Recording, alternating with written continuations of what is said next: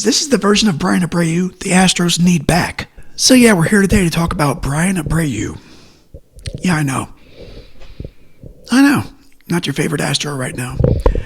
But we're going to talk about, when he was better. He was better once.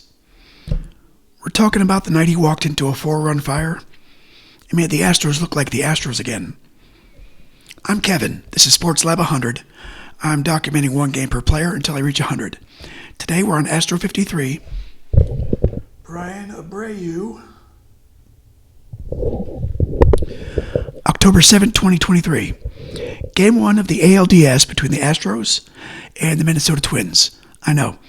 When you see a reliever episode, especially one where the guy throws an inning in a third, your first instinct might be, really? This one? Yeah, this one. Because this game isn't about Abreu being good. It's about him being necessary. There's a difference. Houston had a 5-0 lead. Justin Verlander was doing Verlander things. Minute Maid was loud.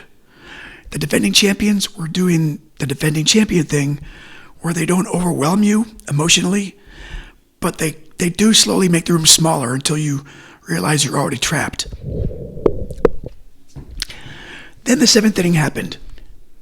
Hector Neris got hit, Minnesota got loud, George Polanco hit a 3-run homer, and Royce Lewis followed with another. Suddenly it's 5-4, and we start to realize, hey, maybe the Astros aren't inevitable.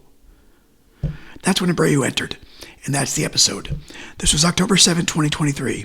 The Astros weren't sneaking into the playoffs. They were the defending World Series champions.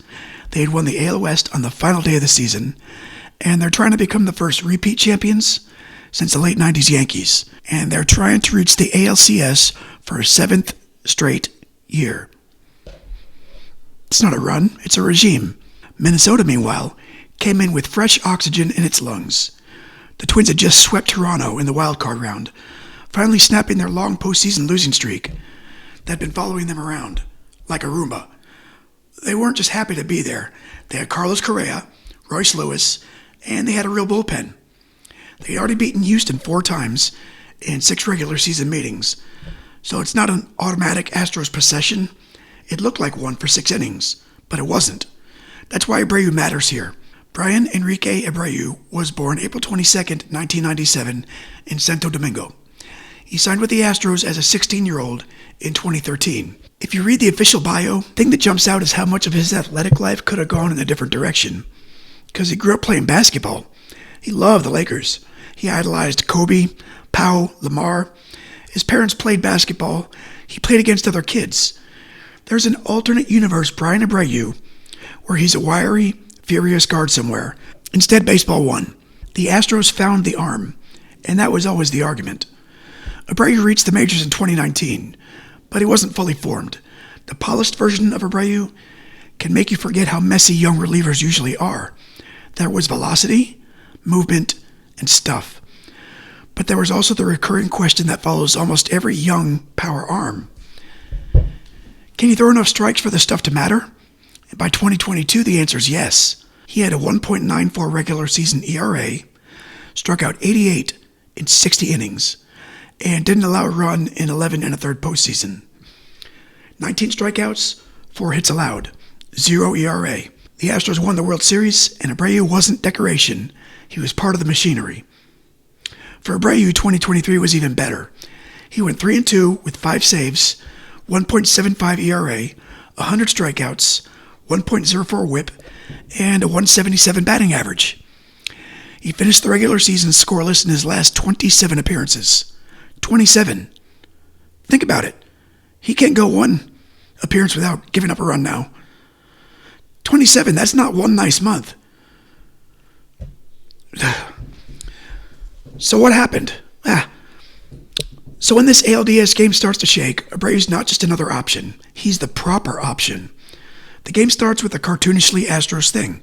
Jose Altuve sees one pitch and hits it out. First batter, first inning, first pitch, 1-0 Houston. Then Verlander takes the ball and gives Houston 6 shutout innings. Not a masterpiece, but a professional postseason Verlander start. Traffic, danger, composure, escape. He knows where he is. He knows what month it is. In the third, Yordan Alvarez hits a 3-run homer, because Yordan Alvarez was built in a lab. It's 4-0 in the fifth. Jose Abreu singles home another run, and Chas McCormick follows with another RBI single. So it's 5-0. The defending champs are on script. Then Hector Neris takes over in the seventh, and the Twins start ripping pages out. Matt Wallner gets hit. Ryan Jeffers singles. George Polanco hits a 3-run homer. Suddenly it's 5-3. And before Houston can breathe, Royce Lewis hits another homer. It's 5-4. That's when this episode stops being about comfort. It starts being about containment, because Abreu comes in and he ends the inning. Then Yordan gives Houston a little bit more air with his second home run of the game. Bottom 7, pushing it to 6-4. But the 8th is where Abreu really has to earn it. Carlos Correa leads off with a double. Correa against Houston in October. He's not a random former Astro. He's one of the architects of the whole era. And now he's standing on second base, 2-run game, wearing the wrong uniform. He's carrying the tying run to the plate.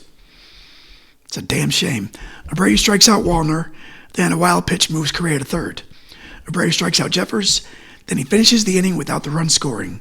4 outs, 3 strikeouts, 29 pitches. That's the line. But the line undersells the job. This is a leverage outing. This is the kind of relief appearance that doesn't get remembered like a walk-off home run.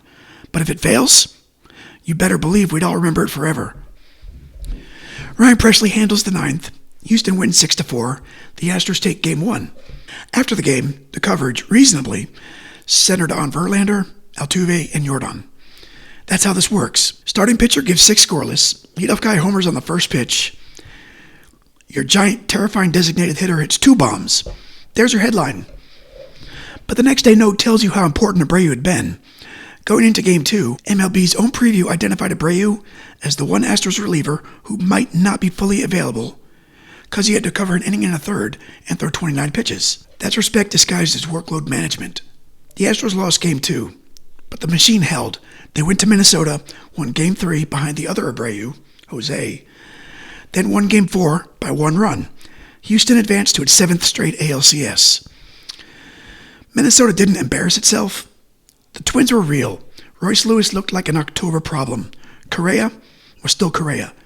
This franchise got the postseason loss curse off its back, looked less like a punchline they had in years. But Houston was still Houston. Until Texas. The Astros ran into the Rangers in the ALCS, and that series became a civil war. Abreu became part of that too. After hitting Adolis Garcia in Game 5, getting ejected, suspended, appealing, then remaining available through the end of the series, the suspension eventually carried into 2024. And that's where Abreu's career after this game gets interesting. Because the easy version is he stayed excellent. 2024, he led the majors with 38 holds, made 78 appearances, struck out 103, and set the Astros single-season records for holds. In 2025, still a monster. 2.28 earned run average, 105 strikeouts, 7 saves, and he moved into the closer role after Josh Hader got hurt. So for a while, this episode looked like exactly what it was at the time. A great reliever doing a great reliever thing in October. But then 2026 happened, and we can't really gloss it over.